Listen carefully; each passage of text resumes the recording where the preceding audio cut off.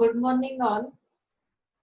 आपण आज पुन्हा सेल्स आणि डिस्ट्रीब्युशन मॅनेजमेंट यामध्ये सेकंड हे सुरू केलं लेक्चर. त्यामध्ये सेकंडली आपण बघणार आहोत सेल्स मॅनेजमेंट पर्यंत आलं. क्वालिटी ऑफ सेल्स मॅनेजर हा आपण पार्ट बघितलाय. तर यामध्ये आपल्याला लक्षात येईल बघा की डेफिनेशन दिलेली आहे. सेल्स मॅनेजमेंट म्हणजे काय, आपण सुरुवात तिथून करूया. कारण आपण मॅनेजमेंट मध्ये सेल्स आणि डिस्ट्रीब्युशन मध्ये सुरुवातीला आपण सेल्स बघितला. आता सेलिंग नंतर सेल्स मॅनेजमेंट कसं करायचं, सेल्स मॅनेजरचा रोल काय आहे, त्याच्या क्वालिटीज काय आहेत, हे सगळं आपलं पाहून झालंय. आता यामध्ये sales management means the planning, direction and control of personal selling including recruiting, selecting, equipping and assigning, routing, supervising, paying. आता इथे बरेचशे गोष्टी आहेत. मॅनेज काय करायचं, मॅनेजमेंट म्हणजे नक्की आपल्याला काय करायचं आहे. तर यामध्ये बघा, जसं आता सुरुवातीपासून बघूया आपण. प्लॅनिंग करावं लागेल. मला जर सेलिंग करायचं तर मी प्लॅन करेल. प्लॅन तयार केला जाईल कुठल्या रिजन मध्ये, पर्टिक्युलर प्लेसला. जैसे की हम लोग सोचते हैं ना कि ये मार्केट प्लेस सही है मेरे प्रोडक्ट के लिए, तो वो मार्केट प्लेस मैंने चूज करी. वो पहला फर्स्ट थिंग हमने प्लेस डिसाइड कर ली, उसके लिए प्लान तैयार किया कि या इस मार्केट प्लेस में अगर मेरा प्रोडक्ट जाएगा तो किस तरह से जाएगा, कौन से डिस्ट्रीब्यूशन चैनल्स उसके लिए यूज किए जाएंगे, सही डायरेक्शन से उसके लिए डायरेक्शन चूज की जाएगी कि कौन सी डायरेक्शन सही रहेगी, कौन सा मीडिया यूज करना पड़ेगा ऍडव्हर्टायझिंग के लिए, वो भी सोचना पड़ेगा. आता यामध्ये सेकंड थिंग काय सांगितली, control of personal selling. Personal selling साठी जे काही तुम्ही सेल्स रिप्रेझेंटेटिव्ह वगैरे यूज करता किंवा सेल्स पीपल्स असतात, अपॉइंट केले जातात, तर त्यांना सुद्धा कंट्रोल मध्ये ठेवणं हे सुद्धा मॅनेजमेंटचा एक पार्ट असेल. इन्क्लुडिंग रिक्रुटिंग, रिक्रुटिंग करायचं. रिक्रुटिंग अँड सिलेक्शन तुम्हाला माहिती की नाही, नवीन पर्सन्स अपॉइंट केले जातात, त्यांना ट्रेन केलं जातं आणि त्या पद्धतीने तुम्ही काय करत जाता, सप्लाय करत जाता तुमचे प्रॉडक्ट्स त्यांच्या थ्रू. मग यामध्ये असाइन केले जातात इक्विपमेंट्स. जे काही इक्विपिंग म्हणजे काय की कुठले इक्विपमेंट्स यूज केले जातील. आता तुम्हाला अगदी टीवायला जो कॉमनचा सब्जेक्ट आहे त्यामध्ये लक्षात येईल, इक्विपिंग हा जो पार्ट आहे तो बराचसा वास्ट आहे. Logistic and supply chain management मध्ये मी तुम्हाला तो शिकवणारच आहे की कशा पद्धतीने मटेरियल अवेलेबल केलं जातं, ते अवेलेबल केल्यानंतर ते स्टोअर कसं केलं जातं, त्याच्या काही प्रोसेस आहेत त्या आपण लॉजिस्टिक मध्ये बघणार आहोत. Assigning, routing, supervising, paying and motivating as this task apply to the personal sales force. आता हे सगळेचे की टास्क म्हणजे काय की हे सगळीच्या सगळी कामं तुम्ही कशा पद्धतीने करणार आहात, हेच काय आहे तुमचं सेल्स मॅनेजमेंट. ओके, मग त्यामध्ये आता सेल्स मॅनेजमेंटचं नक्की ऑब्जेक्टिव्ह काय आहेत, मॅनेजमेंट मुळात करायचंच कशासाठी. जैसे कि हम सोचते हैं ना कि अगर मैंने प्रोफेशनल कोर्स चूज किया है, मैनेजमेंट का कोर्स है, लेकिन मुझे ये सवाल है कि ये मैनेजमेंट करना ही क्यों है, इसका मेन ऑब्जेक्ट क्या है. अभी सेलिंग करना है, सेल्स मैनेजमेंट करना है, तो उसके भी कुछ ऑब्जेक्टिव्स रहेंगे. जैसे कि हम यहाँ देख सकते हैं, आप लोग इसमें स्क्रीन में देख सकते हो कि achieving sufficient sales value. Achievements तो होते ही है. जैसे कि हम लोग सोचते हैं ना कि सेल्स कितना हो रहा है, सफिशियंट सेल्स व्हॅल्यू यानी की यामध्ये तुम्हाला खरंच बेनिफिट मिळतंय का, म्हणजे तुम्हाला जेवढं अपेक्षित आहे तेवढं सेल्स होतोय का, तर त्या पद्धतीचं एक तुमचं ऑब्जेक्टिव्ह असलं पाहिजे. ओके, म्हणजे मला कमीत कमी आणि जास्तीत जास्त किती प्रॉफिट अपेक्षित आहे त्यानुसार मी काय केलं, ऑब्जेक्टिव्ह डिसाइड केले. Providing sufficient profit, sufficient profit मिळणं खूप अपेक्षित आहे. मी सेल करतो पण मला काहीच प्रॉफिट मिळत नाहीये, असं जर झालं तर काय होईल, नाही चालणार. एक्सपिरियन्सिंग कंटिन्युइंग ग्रोथ, मार्केटमध्ये तुम्ही सेल्स करताय तर त्या सेल्सला काय असणार आहे, जसं आपण 4 P's मार्केटिंगच्या स्टडी केल्या की नाही. स्टार्टिंग काय आहे, इंट्रोडक्शन स्टेज आहे. सेकंड थिंग आहे ग्रोथ स्टेज आहे. थर्डला काय होईल, तुम्ही कुठल्या प्लेसला जाल, थर्ड स्टेजला गेल्यानंतर तिथे एका प्लेसला जाऊन तुम्ही स्टेबल होणार आहात. ग्रोथ, इंट्रोडक्शन, ग्रोथ आणि त्यानंतर फोर्थ स्टेज येते डिक्लाइन. थर्ड स्टेज जी आहे त्यामध्ये तुम्हाला काय समजतं की कंटिन्युअसली ग्रोथ झालेली आहे, एका स्टेपला जाऊन तुम्ही सेट झालेला आहात आणि त्यानंतर तुम्ही काय करणार आहात, ज्यावेळी कळतं की कंटिन्युअसली ग्रोथ होते, ग्रोथ स्टेजवरून तो थर्ड स्टेपवर प्रोडक्ट जाणार आहे, त्यावेळी तुम्ही काय करणार आहात, एक नवीन डिसिजन घेतला जातो नवीन प्रोडक्टसाठी. नवीन प्रोडक्ट सेल केला जातो. त्याचं कारण काय, की एक ठराविक काळापर्यंत मार्केटमध्ये एखादा प्रोडक्ट चालतो, त्यानंतर चेंज अपेक्षित आहे प्रत्येक कस्टमरला. कस्टमर रेग्युलरली, आताचा जो कस्टमर आहे त्याला चेंजेस अपेक्षित आहेत, त्याला तोच प्रोडक्ट फार काळ वापरणार नाहीये तो. मग त्यावेळी तुम्ही जे लॉन्चिंग करता, न्यू प्रोडक्टची अनाउन्समेंट केली जाते. मग त्यानंतर त्या अनाउन्समेंट नंतर तुम्ही काय करता, तो प्रोडक्ट मार्केटमध्ये आणण्याचा प्रयत्न करता. इथे सेल्स मॅनेजमेंट करताना सुद्धा तुम्हाला तो एक्सपिरियन्स मिळाला पाहिजे. सेल्स करतोय म्हणजे माझ्या सेल्स मध्ये इन्क्रीज होतंय का, सुरुवातीला फर्स्ट वीक मध्ये किती सेल होत होता, दुसऱ्या सेकंड वीकला तो कशा पद्धतीने इन्क्रीज झाला, तर हे सगळं तुम्हाला ऑब्जेक्टिव्ह तुम्ही डिसाइड केलेले असतील. यामध्ये आता ही सेल्स मॅनेजमेंट मध्ये डेव्हलपमेंट कशी होत गेली बघा, काही त्यांनी मेजर पॉइंट्स दिलेले आहेत. डेव्हलपमेंट इन सेल्स मॅनेजमेंट कुठल्याही गोष्टीचे, आता आपण जसं की कुठल्या गोष्टीचं इव्होल्युशन बघतो किंवा त्याच्या स्टेजेस बघतो डेव्हलपमेंटच्या, तसं सेल्स मॅनेजमेंट मध्ये सुद्धा असणार आहे की डेव्हलपमेंट झाली म्हणजे काय, की इन्क्रीज झाली कॉम्पिटिशन, एकापेक्षा अधिक मार्केटर्स मार्केटमध्ये आले, एकापेक्षा अधिक प्रोडक्ट सर्व्हिसेस मार्केटमध्ये आले, त्यामुळे हळूहळू तो एरिया काय होत गेला, डेव्हलप होत गेला. Speed and efficiency in operation, टेक्नॉलॉजीचा इम्पॅक्ट झाला, त्यामुळे बऱ्याचशा प्रोसेस स्पीडी झाल्या किंवा तुमचे जे ऑपरेशन्स आहेत त्यामध्ये इफिशियन्सी आली, सर्व्हिसेस इफिशियंटली मिळतात. म्हणजे नक्की काय होतं, तर तुम्ही क्विक ऍक्शन, आता ऑर्डर केली की दुसऱ्या मिनिटाला प्रोडक्ट सुद्धा मिळतात, काही असे पण प्रोडक्ट्स आहेत, किंवा त्यासाठी एक टाइम पिरियड ठरवून दिलेला आहे, त्या टाइम पिरियड मध्ये त्या सर्व्हिसेस तुम्हाला अवेलेबल करता येतात. ग्रेटर फोकस ऑन कस्टमर्स, इथे कस्टमरला किंग म्हटलेलं आहे मार्केट मधला. मग कस्टमर जर किंग आहे तर त्या कस्टमरवर किती फोकस केला जातो, ग्रेटर फोकस असला पाहिजे, की ज्याच्या थ्रू ज्याला सॅटिस्फाईड करण्यासाठी तुम्ही काय करताय, सेलिंग करताय, ही प्रोसेस कम्प्लीट करताय. मग ह्यामध्ये डेव्हलपमेंट साठी कुठल्या स्टेज होत्या, तर इफेक्टिव्हनेस टू इफिशियन्सी ही फर्स्ट स्टेप होती. तुमचं जे काही रिलेशनशिप आहे, तुमचा जो काही प्लॅन आहे मार्केटिंगचा, तर त्यामध्ये how much of the plan has been fulfil or realise. मार्केटिंगचा प्लॅन कोणासाठी तयार केलाय, कस्टमरसाठी तयार केलेला आहे. मग त्या कस्टमर किती चांगल्या पद्धतीने फुलफिल झाला किंवा सॅटिस्फाईड झाला, इफेक्ट किती झाला कस्टमरवर, त्यावर ते डिपेंड आहे. ओके, मग एफिशियन्सी हा पार्ट जो आला, the effectiveness focuses on contribution in relation to the target or objective, and efficiency means contribution in relation to cost.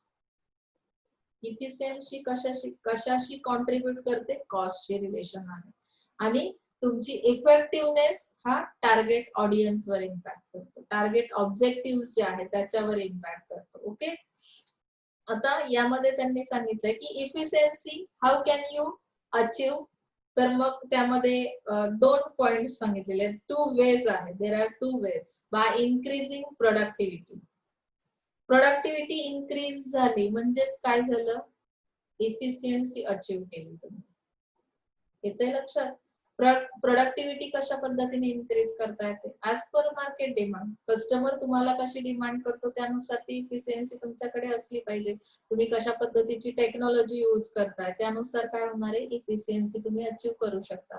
Second thing सांगितलं, by reducing cost through better cost management.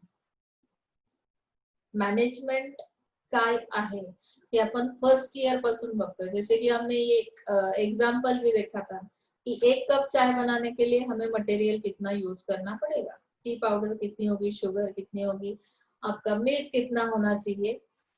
तो अगर better management है तो हम क्या करेंगे, यहाँ पे avoid करेंगे की वेस्ट ऑफ द मटेरियल, म्हणजेच वेस्ट ऑफ कॉस्ट. म्हणजे इथे तुम्हाला काय करायचंय की 1 कप चहासाठी ज्या पद्धतीचं मॅनेजमेंट तुम्हाला सांगितलेलं आहे त्या पद्धतीने जर गेलात तर कॉस्ट रिड्यूस केली जाईल. म्हणजेच काय की एक्सेसिव्ह मटेरियल तुम्ही वापरणार नाही, प्लस तुम्ही क्वालिटी देऊ शकता. प्रॉपर मॅनेजमेंट आहे, मी प्रॉपर इन्ग्रेडियंट्स कंटेंट्स त्या याच्यामध्ये यूज केले टी साठी, तर कदाचित त्या चहाची क्वालिटी बेस्ट असेल.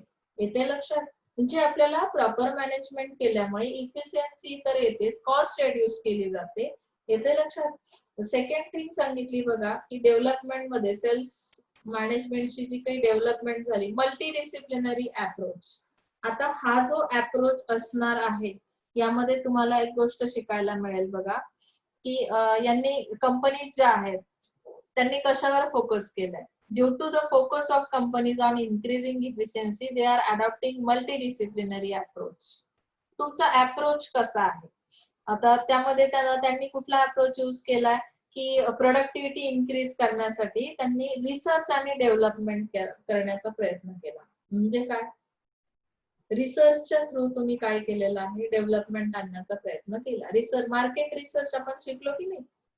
मग मार्केट रिसर्च मध्ये काय केलं आपण? कस्टमरचा रिसर्च केला, त्या मार्केट प्लेसचा रिसर्च केला, तिथल्या एन्व्हायरमेंटचा स्टडी केला, तिथल्या क्लायमेटचा स्टडी केला, तिथल्या डिमांड्स कशा आहेत त्याचा स्टडी केला आणि मग त्या पद्धतीने आपल्या सेल्स मॅनेजमेंट मध्ये आपण डेव्हलपमेंट करत गेलो. ओके. सेकंड, मल्टीडिसिप्लिनरी अप्रोच मध्ये सेकंड फॅक्टर कुठला आहे किंवा फंक्शन कुठला येतं? तर प्रोक्युरमेंट आहे. कशा पद्धतीने परचेसिंग होतं इथे, येते लक्षात? थर्ड थिंग आहे प्रोडक्शन प्रोसेस. प्रोडक्शनची प्रोसेस कशी आहे ऍक्च्युली, म्हणजे प्रोडक्शन प्रोसेस मध्ये जर गडबड असेल, डिफॉल्टच सगळे प्रोडक्ट्स बाहेर पडत असतील तर कस्टमर डिमांड करेल का? लाईक करेल का? तर किंवा तुमचं सेल्स इन्क्रीज होईल का? कंटिन्युअसली ग्रोथ स्टेजला असेल का? असणार नाही. मग यामध्ये प्रोडक्शन प्रोसेस मध्ये तुम्ही काय केली? इम्प्रूव्हमेंट करत गेलात. फोर्थ फंक्शनिंग आया उसमें क्वालिटी कंट्रोल और मैनेजमेंट. मैनेजमेंट तो करना है लेकिन क्वालिटी कंट्रोल भी तो करना जरूरी है. क्वालिटीच नसेल तुमच्या प्रोडक्ट्स मध्ये, सर्व्हिसेस मध्ये, तर त्यासाठी कोणी डिमांडच करणार नाहीये. म्हणजे तुमचा अप्रोच कसा केला तुम्ही? थोडासा व्हास्ट एरिया तुम्ही घेतला की ज्याच्यामुळे तुम्हाला एक्झॅक्टली मार्केटची डिमांड समजली आणि त्या पद्धतीने तुम्ही काय केली? डेव्हलपमेंट सुरुवात केली डेव्हलपमेंटला. थर्ड थिंग सांगितली की इंटरनल मार्केटिंग. आता इंटरनल मार्केटिंग कशासाठी केलं जातं? त्यामध्ये काय दिलंय बघा. Internal marketing is becoming necessary and widely practice in many companies. According to Philip Kotlar, there are 3 roles of successful marketing in relation to the customer. आता इंटरनल, एक्सटर्नल आणि इंटरॅक्टिव्ह अशा 3 टाईपचं मार्केटिंग आपण बघणार आहोत. इंटरनल मार्केटिंग कशाशी रिलेट करते? It relates to the marketing selling departments, interactions with the employees. त्या डिपार्टमेंटचं एम्प्लॉईजशी कशा पद्धतीने इंटरॅक्शन आहे, त्याचं मेन बेसिक रिझन काय असेल? आपण इंटरनल एन्व्हायरमेंट मध्ये बघतो जनरली की इंटरनल मध्ये काय येतो की तुमचा एम्प्लॉय हा सगळ्यात पहिला पार्ट येतो. तो जर सॅटिस्फाईड असेल तर कदाचित काय होणार आहे, तो मार्केटला सुद्धा तुमच्या सर्व्हिसेस प्रॉपरली प्रोव्हाइड करेल, सेल्स प्रॉपर करेल. त्यामुळे तुम्ही कंटिन्युअसली त्यामध्ये डेव्हलपमेंट करू शकता, इन्क्रीज करू शकता असेल. मग एम्प्लॉयशी तुमचं त्या डिपार्टमेंटचं रिलेशन कसं आहे, that is called internal marketing. First आपल्याला ते डेव्हलप करावं लागेल. सेकंड थिंग आहे एक्सटर्नल मार्केटिंग. एक्सटर्नल मार्केटिंग मध्ये काय येतं? It relates to the marketing selling department interaction with the customer, inducing customers to buy making attractive offers. डिपार्टमेंटला, sales department जे आहे, मार्केटिंग डिपार्टमेंट जे आहे, त्याला जर कस्टमर सोबत रिलेशन मेंटेन करायचं असेल तर काय करावं लागेल? काहीतरी स्ट्रॅटेजी असेल की नाही? काही अट्रॅक्टिव्ह ऑफर्स प्रोव्हाइड कराव्या लागतील, जेणेकरून काय होईल की तुमचं एक रिलेशन तयार होईल. लक्षात येत आहे? इंडिव्हिज्युअल एक्झाम्पल घेऊया. तुमचं पर्सनल रिलेशन्स, तुम्ही जे काही फॅमिली रिलेशन असतील, प्रोफेशनल रिलेशन्स असतील, ते डेव्हलप करण्यासाठी काहीतरी एफर्ट्स घेता की नाही? कसे ठेवले जातात ते रिलेशन? आता तुमचं एखादं फ्रेंडशिप आहे, हा एक रिलेशन आहे, ते मेंटेन ठेवायचे तुम्हाला. त्यामध्ये एक रिलेशन कायमस्वरूपी ठेवायचं असेल तर मोस्ट ऑफ द टाइम आपण बर्थडेज वगैरे लक्षात ठेवतो. त्या बर्थडे वेळी त्यांना विश करणं, त्यांना काही भेटवस्तू देणं, गिफ्ट प्रोव्हाइड करणं. तर हे सगळं काय आहे की आपण रिलेशन तयार करतो. सेम ॲज इट इज इथे त्या डिपार्टमेंटला कस्टमरशी रिलेशन मेंटेन करताना काय करावं लागेल? इंटरॅक्शन करताना, इंटरॅक्शन असंच होणार नाहीये. मग तिथे तुम्हाला काही अट्रॅक्टिव्ह ऑफर्स प्रोव्हाइड करावे लागतील. थर्ड थिंग सांगितली इंटरॅक्टिव्ह मार्केटिंग. इंटरॅक्टिव्ह मार्केटिंग मध्ये काय येतं, it relates to the employees interaction with the customers and building relationships with them. म्हणजे तुम्हाला काय करायचंय की फर्स्ट थिंग झाली तुमचं डिपार्टमेंट आणि employee, that is internal marketing. Second thing झाली तुमचं डिपार्टमेंट आणि customer interaction, that is called external marketing. And third thing is interactive marketing. Third thing मध्ये काय येतं की तुमचा ऍक्च्युअल एम्प्लॉई जो सेल्स करणारा आहे, तो एम्प्लॉई आणि तुमचं कस्टमर यांच्यामध्ये एक रिलेशनशिप तयार करणं. Okay, is that clear? मग डेव्हलपमेंट स्टेजला तुम्हाला सांगितलंय त्यांनी, for the success of external marketing both internal and interactive marketing have to play their role. However, internal marketing has a more critical role.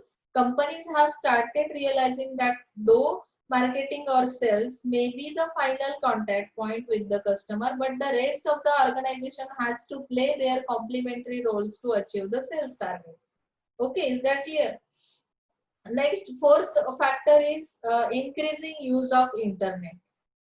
आता डेव्हलपमेंट करायची तर आपल्याला टेक्नॉलॉजी अप्लाय करावी लागेल. टेक्नॉलॉजी अप्लाय करायची म्हणजे काय की इंटरनेटचा यूज तुम्ही वाढवला. सेलिंग ऑन द इंटरनेट और ई कॉमर्स. ई कॉमर्स त्यामध्ये आलं.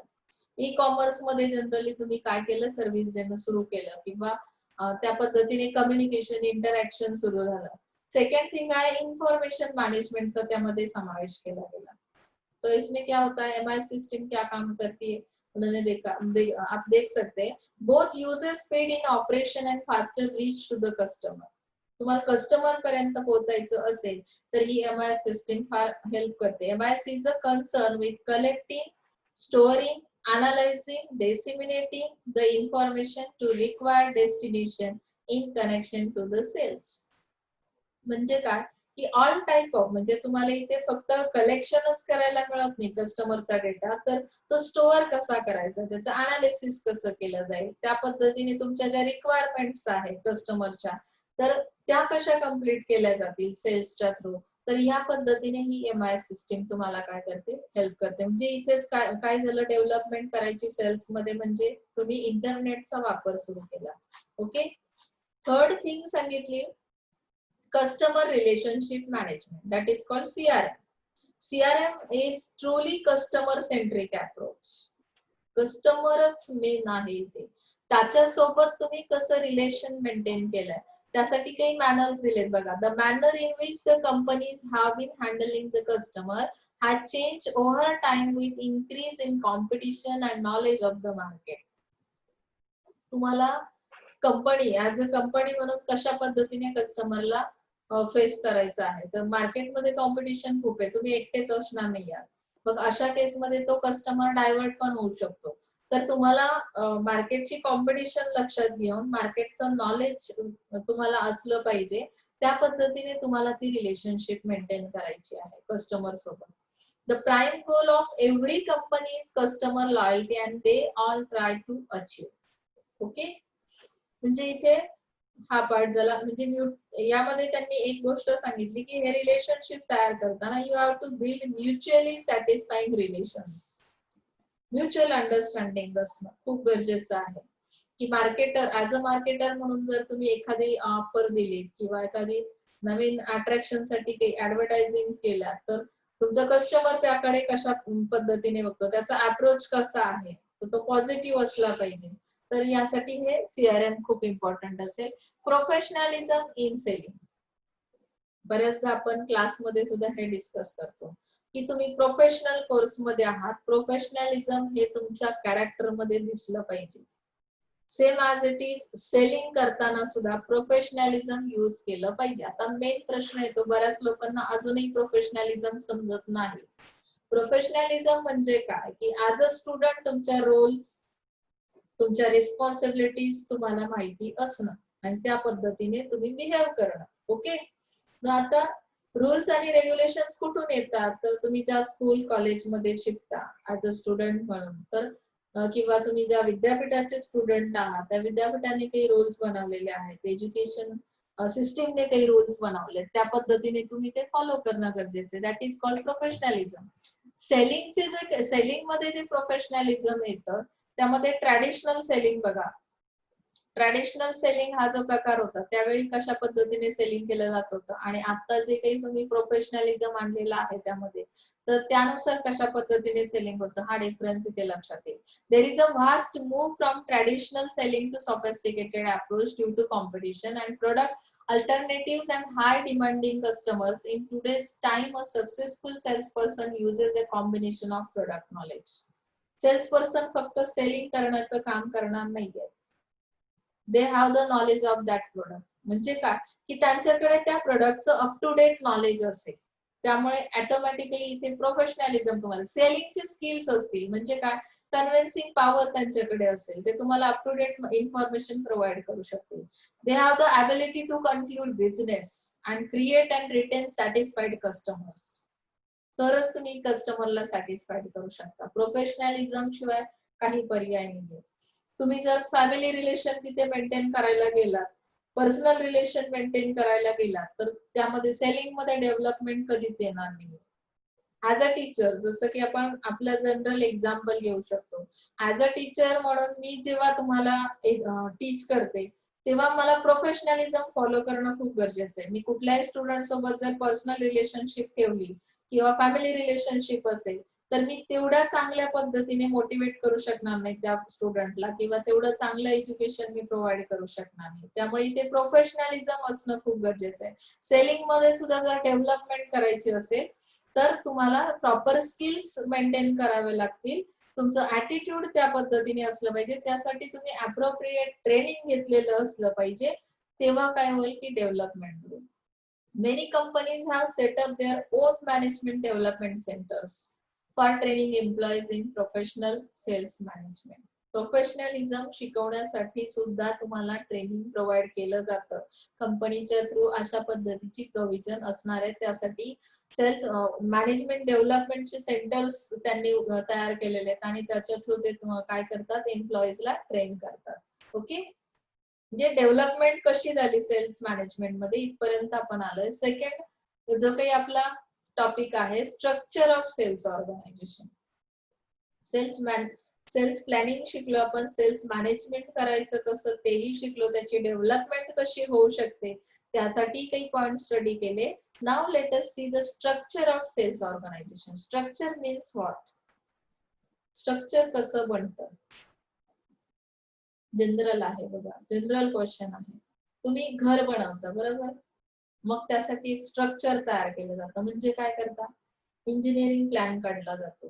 किती रूम्स असतील, किती डोअर्स असतील, किती विंडोज असतील, किचन कशा पद्धतीचं असेल, 1 BHK असेल, 2 BHK असेल, त्याचा एक फॉर्मॅट तयार केला जातो, एक स्ट्रक्चर तयार केलं जातं. सेम सेल्स ऑर्गनायझेशन आहे, सेलिंग करते. मग अशा केसमध्ये त्याचं जे काही स्ट्रक्चर आहे, तर त्या स्ट्रक्चरचा इम्पॅक्ट काय होतो, increase the effectiveness of the sales force.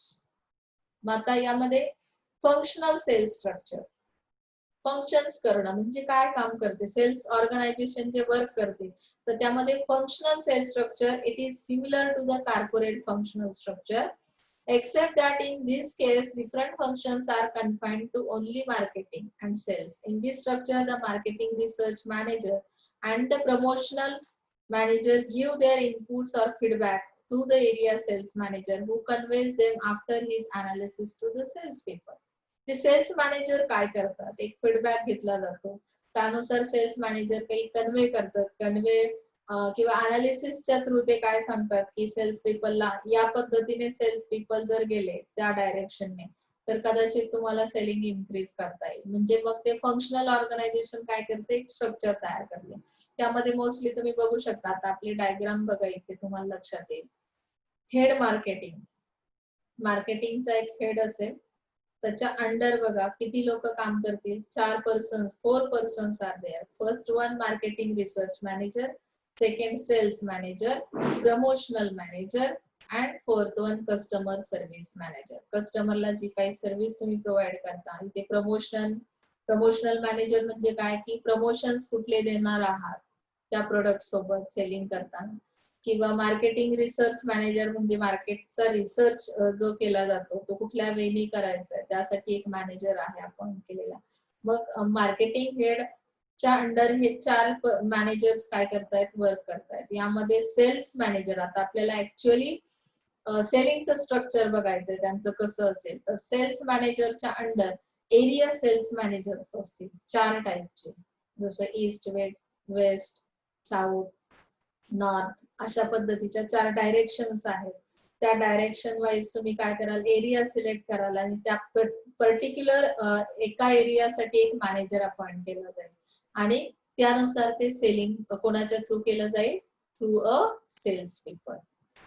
समजते डायग्राम? म्हणजे ह्या पद्धतीचं हे स्ट्रक्चर तयार केलं गेलं फंक्शनल ऑर्गनायझेशनचं. त्याचे बेसिक ऍडव्हान्टेज काय आहेत? It's administration is very simple. Simple आहे, तुम्हाला स्ट्रक्चर मध्येच लक्षात येतं की फार क्रिटिकल यामध्ये काही नाहीये. तुम्हाला समजेल अशा पद्धतीचं हे स्ट्रक्चर आहे. Qualified person guide the sales force. हा जो सेल्स पीपल याने सेल्स फोर्स इथे तुम्ही यूज करताय, त्यांना क्वालिफाईड पर्सन्स काय करणार आहेत, गाईड करणार आहेत. एरिया सेल्स मॅनेजर्स आहेत, ज्यांच्या थ्रू त्यांना गायडन्स दिलं जाईल. यांना गाईड करणारे सेल्स मॅनेजर आहे आणि सेल्स मॅनेजरला गाईड करणारे head marketing of the head. Okay, म्हणजे इथे सिंपल स्ट्रक्चर आहे. पण तुम्हाला जसं मी रेग्युलर सांगते की प्रत्येक गोष्टीला 2 साइड असतात. हे स्ट्रक्चर त्याचे बेसिक ऍडव्हान्टेज आपण स्टडी केले, तसेच त्याला काही डिसएडव्हान्टेजेस सुद्धा असणार आहेत. See this, the effectiveness is reduced as it increases the company's product and market segment. हे जे सिंपल स्ट्रक्चर आहे हे फक्त पर्टिक्युलर एका प्रोडक्ट साठी आपण विचारात घेतलेलं आहे. अगर हम सोप का सेलिंग कर रहे हैं तो इसमें अगर हमने एडिशनल कुछ और प्रोडक्ट कर दिए, जैसे कि कंपनी का रहता है मल्टीपल प्रोडक्शन, तो यहाँ पे क्या हो सकता है, कॉम्प्लेक्शन बढ़ सकता है, इफेक्टिवनेस रिड्यूस हो सकता है. क्यों? क्योंकि ये जो स्ट्रक्चर है ये किसी एक ही प्रोडक्ट को ध्यान में रखते हुए बनाया गया है. Okay, smaller firms finds this system expensive. Small scale industries, large scale industries याबद्दल आपण नेहमीच चर्चा केलेली. तर स्मॉल स्केल इंडस्ट्रीज असतील, स्मॉल फर्म्स असतील, तर त्यांना अशा पर्टिक्युलर वेने जाऊन जर सेलिंग करायचं असेल तर एक्सपेन्सिव्ह होणार आहे, कारण त्यांचं प्रॉफिट तेवढं नाहीये किंवा त्यांचं सेलिंग तेवढा नाहीये की त्या पद्धतीने ते काय करतील, इथे इन्व्हेस्टमेंट करतील. एरिया सेल्स मॅनेजर अपॉइंट करणं किंवा सेल्स पीपल अपॉइंट करणं, प्रत्येक एरिया वाईज मॅनेजर अपॉइंट करणं, हे स्मॉल स्केल इंडस्ट्रीसाठी पॉसिबल नाही किंवा ते एक्सपेन्सिव्ह असेल त्यांच्यासाठी. Okay, the burden of coordinating the activities of highly diverse specialist is placed on a single individual. म्हणजे येथे कोऑर्डिनेशन करणं जे आहे, coordinating the activities of highly diverse specialist is placed on a single individual. म्हणजे काय की हे जे स्पेशालिस्ट आहेत यांच्यामध्ये कोऑर्डिनेशन हा पार्ट कसा असेल, कसं असेल, बर्डन असेल यांच्यावर, कारण प्रत्येक एरिया वाईज एक एक मॅनेजर आहे आणि त्यांच्यामध्ये कोऑर्डिनेशन होणं, स्पेशालिस्ट जे अपॉइंट केलेले आहेत त्या पर्टिक्युलर एका त्या सेल्स फोर्स सोबत कोऑर्डिनेशन करणं त्यांना तसं बर्डनचं असणार आहे. हा एक डिसएडव्हान्टेज त्यामध्ये दिला. Product specialisation structure. आता फंक्शनल स्ट्रक्चर आपण पाहिलं, सेलिंग साठी जे काही स्ट्रक्चर्स त्यांनी बनवलेले आहेत त्यामधला हा सेकंड पार्ट आहे, प्रोडक्ट स्पेशलायझेशन स्ट्रक्चर. आता तुम्हाला डायग्राम दाखवली की लक्षात येईल. हे बघा, इथे डायग्राम दिसते आपल्याला. हेड मार्केटिंग आहे सेम, मार्केटिंग रिसर्च मॅनेजर आहे सेम, जनरल सेल्स मॅनेजर आहे, फॉर प्रमोशन मॅनेजर आहे, सेल्स ट्रेनिंग मॅनेजर आहे. ओके, हे मार्केटिंग ऑफ द हेडच्या अंडर काम करतायत. आता जनरल सेल्स मॅनेजर, आता आपल्याला प्रोडक्टचं स्ट्रक्चर आपण स्टडी करतोय, बरोबर की नाही. आपण अगोदर जे स्ट्रक्चर पाहिलं ते फंक्शनल सेल्स स्ट्रक्चर होतं. फंक्शन वाईज तुम्ही काय केलं होतं, जसं फंक्शन आहे त्यानुसार ते डिवायडेशन, डिस्ट्रीब्युशन केलं होतं वर्कचं. आता इथे प्रोडक्ट स्पेशलायझेशन स्ट्रक्चर मध्ये काय केलं त्यांनी की मल्टिपल प्रोडक्शन आहे. आपण जसं सांगितलं की पहिला जे स्ट्रक्चर आहे फंक्शनल स्ट्रक्चर, तो कसा आहे की तिथे जर तुम्ही मल्टिपल प्रोडक्ट्स सेल करायला सुरुवात केली तर कदाचित कॉम्प्लेक्सिटी जास्त वाढू शकते. पण इथे तुम्ही ऍक्च्युअली प्रोडक्टचं जेव्हा स्ट्रक्चर बघताय तेव्हा प्रोडक्ट स्पेशलायझेशन स्ट्रक्चर मध्ये जनरल सेल्स मॅनेजर जो आहे, बघा ही डायग्राम, जनरल सेल्स मॅनेजरच्या under area sales manager product group A म्हणजे एका टाईपचं प्रोडक्ट, एका कॅटेगरीचं प्रोडक्ट जे आहे त्यासाठी एरिया सेल्स मॅनेजर 1 असणार आहे आणि प्रोडक्ट ग्रुप बी म्हणजे सेकंड टाईपचा जो काही सेकंड कॅटेगरीचा जो काही प्रोडक्ट तुमचा आहे त्यासाठी पुन्हा त्यांनी सेल्स पीपल सुद्धा त्याच पद्धतीने अपॉइंट केलेले असतील. म्हणजे 2 टाईपचे प्रोडक्ट्स आहेत, प्रोडक्ट ए, प्रोडक्ट बी आणि त्या पद्धतीने त्यांनी ह्या स्ट्रक्चर मध्ये चेंज केलेला आहे. आता त्याचे ऍडव्हान्टेज बघू शकता तुम्ही. There is a specialise attention for each product from the sales person and territory managers. एक एक टेरिटोरी तुम्ही सिलेक्ट केलेली आहे आणि त्या प्रत्येक टेरिटोरीसाठी तुम्ही काय केलं, एक एक मॅनेजर अपॉइंट केलेला आहे. आता इथे they can improve the quality by focusing only on their product. म्हणजे आता या एरियासाठी जे काही मॅनेजर्स आहेत किंवा या एरियासाठी जे काही सेल्स पीपल अपॉइंट केलेले आहेत तर ते काय करू शकतील, फोकस करू शकतील क्वालिटीच्या प्रोडक्ट क्वालिटीवर फोकस करू शकतील, त्या त्या पर्टिक्युलर टार्गेट ऑडियन्सला काय करू शकतील, फोकस करू शकतील. म्हणजे इथे कॉन्फ्लेक्शन थोडंसं कमी.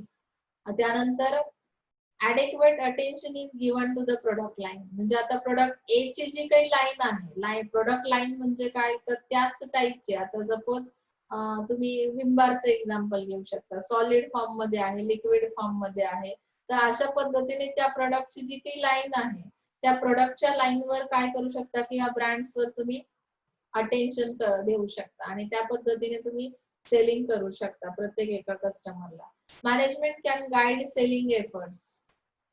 सेलिंग एफर्ट्स कसे घ्यायचे, मग त्यासाठी गायडन्स कोणाकडून मिळेल, मॅनेजमेंट कडून. इथे मार्केटिंग हेड जो आहे तर मार्केटिंग हेडला सुद्धा काय असेल, मॅनेजमेंटच्या थ्रू गायडन्स प्रोव्हाइड केलं जाईल आणि त्याच्या थ्रू हे जे काही जनरल सेल्स मॅनेजर्स आहेत, एरिया सेल्स मॅनेजर्स आहेत, सेल्स पीपल्स आहेत त्यांना गायडन्स मिळेल. ओके.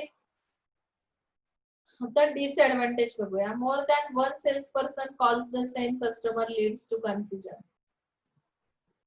इथे प्रॉब्लेम येऊ शकतो. सपोज एकच, आता इथे जे काही sales people product group A साठी अपॉइंट केलेले आहेत तर त्यांनी काय सुरुवात केली की एका सेल्स पर्सनने एका कस्टमरला कॉन्टॅक्ट करणं इट्स ओके, बरोबर. पण more than one sales person calls to one customer leads to confusion. प्रत्येकाची जी काही कन्व्हिन्सिंग पॉवर आहे ती डिफरंट असणार आहे. कम्युनिकेशन कशा पद्धतीने तुम्ही करता, मग त्यामुळे तो एकच कस्टमर आहे आणि खूप सारे सेल्स पीपल्स आहेत, तुम्ही त्याला जेव्हा कॉन्टॅक्ट कराल at A time one by one तर तिथे काय होण्याची शक्यता आहे, कन्फ्युजन वाढण्याची शक्यता आहे. लक्षात येते. त्यानंतर सांगितलंय there is increase in selling cost. Selling cost obviously increase होणार आहे इथे, कारण की तुम्ही प्रत्येक एरिया वाईज मॅनेजर्स अपॉइंट केलेत, प्रत्येक एका ग्रुपसाठी वेगळा मॅनेजर आहे प्रोडक्टच्या, प्रत्येक एका ग्रुपसाठी वेगळ्या पद्धतीचे सेल्स पीपल अपॉइंट केलेत. मग हे सगळं कसं असणार आहे, सेलिंग कॉस्ट इथे ऑटोमॅटिकली इन्क्रीज होईल. जेवढे एक्सपेन्सेस तुमचे वाढतात तेवढे सेलिंग कॉस्ट सुद्धा इन्क्रीज होते. Too many calls frustrate the customer. आपल्याला सुद्धा अनुभव आहे याचा.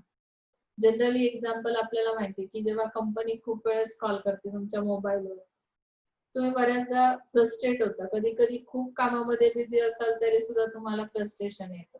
म्हणजे इथे फार जास्तही तुम्हाला अट्रॅक्ट करण्यासाठी जेव्हा तुम्ही एफर्ट्स घेता सेलिंग करण्यासाठी तर त्यामुळे कस्टमर कदाचित फ्रस्ट्रेट होऊ शकतो. Lack of product specialisation by sales person. म्हणजे प्रोडक्ट स्पेशलायझेशन हा जो पार्ट आहे सेल्स पर्सनला तर कदाचित त्याची नॉलेज नसेल की कशा पद्धतीने प्रोडक्ट ए चा पर्सन जो आहे तर त्याला कदाचित प्रोडक्ट बी बद्दल जर विचारलं तर कदाचित त्याच्याकडे ते नॉलेज नसेल तरी सुद्धा कस्टमर सॅटिस्फाईड होत नाही, कारण त्यांना ते माहिती नसतं. तुम्हाला माहिती की तुम्ही ते सेल्स पर्सन कशासाठी अपॉइंट केलेले आहेत. एकाच कंपनीचे तर ह्यांना कसं हे प्रोडक्ट बी माहिती नाही असाही प्रश्न पडतो. त्यामुळे इथे काय होतं की नॉलेजचा इम्पॅक्ट दिसतो आणि तुमचं इम्प्रेशन डाऊन होतं. इथे थर्ड थिंग दिलेली मार्केट स्पेशलायझेशन स्ट्रक्चर.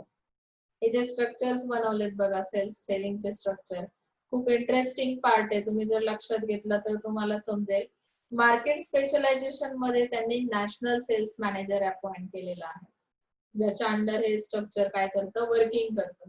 तर त्यामध्ये सेल्स मॅनेजर कमर्शियल, 2 टाईपचे सेल्स मॅनेजर अपॉइंट केले जातील, एक कमर्शियल लेवलचा एक गव्हर्नमेंट सेक्टरचा. मग कमर्शियल लेवलवर म्हणजे व्यापारी तत्वावर जे काही सेलिंग केलं जातं, मग पुन्हा त्यासाठी अपॉइंटमेंट कोणाची केली गेली? Area sales managers. यामध्येही गव्हर्नमेंटच्या under area sales manager government, sales people. Okay. आता इथे ऍडव्हान्टेजेस त्याचे काय दिलेले आहेत बघा. जर मार्केट स्पेशलायझेशन स्ट्रक्चर आपण बनवतोय तर sales and marketing efforts are organised to meet the needs of specific customer group. तुम्हाला काय करायचं इथे, जसं आपण सेगमेंटेशन मध्ये काय करतो की सिमिलर कॅरेक्टरिस्टिक, सिमिलर हे फीचर्स असणारे जे काही पर्सन्स आहेत सिमिलर बिहेवियरचे, तर त्यांना एका ग्रुपमध्ये टाकतो. सेम तसं आहे इथे की मार्केटिंग एफर्ट्स घेण्यासाठी ज्या काही नीड्स आहेत कस्टमरच्या, सिमिलर नीड्स असणारे जे पर्सन आहेत त्यांचा एक वेगळा ग्रुप तयार केला कमर्शियल बेसवर किंवा गव्हर्नमेंट बेसवर, आणि मग त्यानुसार तुम्ही काय केलं, एका पर्टिक्युलर पर्सनला त्या ग्रुपला कस्टमरच्या टार्गेट केलं. Management control can be strategically allocated to different markets. म्हणजे आता इथे काय झालं की स्ट्रॅटेजीज अप्लाय करता आल्या. कमर्शियल बेसवरच्या स्ट्रॅटेजीज कुठल्या असतील किंवा बाकी गव्हर्नमेंट लेवलच्या स्ट्रॅटेजीज कुठल्या असतील. Sales representative know the needs of their customers and build stronger relationship with them. CRM इथे काम करेल, कारण की ज्यावेळी तुम्ही कस्टमरच्या रिक्वायरमेंटचा विचार कराल, त्यांच्या नीड्सचा ऍज पर देअर नीड्स तुम्ही काय कराल की सेलिंग कराल, तर तेव्हा ऑटोमॅटिकली एक रिलेशनशिप तयार होईल. ओके. डिसएडव्हान्टेज मध्ये काय दिलं की there is duplication of territory coverage and high selling cost. Selling cost इथे इन्क्रीजच होणार आहे. तुमच्या लक्षात येईल की एवढा मोठा स्ट्रक्चर आहे हा. कमर्शियल बेसवर पण एरिया सेल्स मॅनेजर्स आहेत, म्हणजे तुम्ही 4 डायरेक्शनला 4 टाइप्सचे मॅनेजर्स अपॉइंट केलेले आहेत. सेलिंग कॉस्ट इन्क्रीज होईल. आणि डुप्लिकेशन ऑफ टेरिटरी कव्हरेज म्हणजे काय की कदाचित एकाच टेरिटरीमध्ये जाऊन आता 4 टाइपचे जरी मॅनेजर्स असतील तर इथे डुप्लिकेशन होण्याचे चान्सेस खूप आहेत. इकडच्या एरियामधला तिकडच्या एरियामध्येही जाऊ शकतो कदाचित. त्यासाठी एरिया डिफाईन करणं खूप गरजेचं आहे. आय थिंक इथे आपण आज थांबूया. 4th फॅक्टर जो आहे टेरिटोरी बेस्ड स्ट्रक्चर, तो पुढच्या लेक्चरला कंटिन्यू करूया. काही डाउट्स असतील तर विचारायचे. Okay, thank you.